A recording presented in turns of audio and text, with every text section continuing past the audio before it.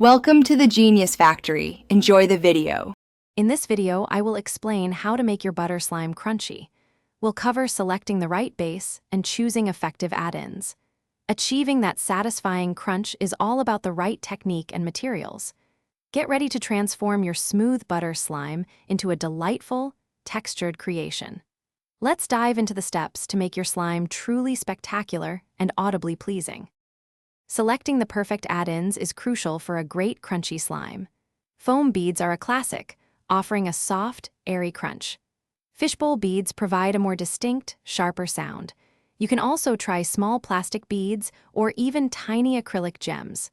The key is to find materials that are durable and won't dissolve in your slime, ensuring a lasting crunch. Hey everyone, if you're finding these tips helpful, please take a moment to subscribe and give this video a like. It really helps the channel.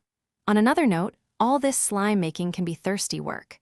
Stay hydrated with the amazing Oala water bottle, perfect for keeping your drinks cold. Check the description for a link to grab yours and other great deals. Now, let's get back to the video.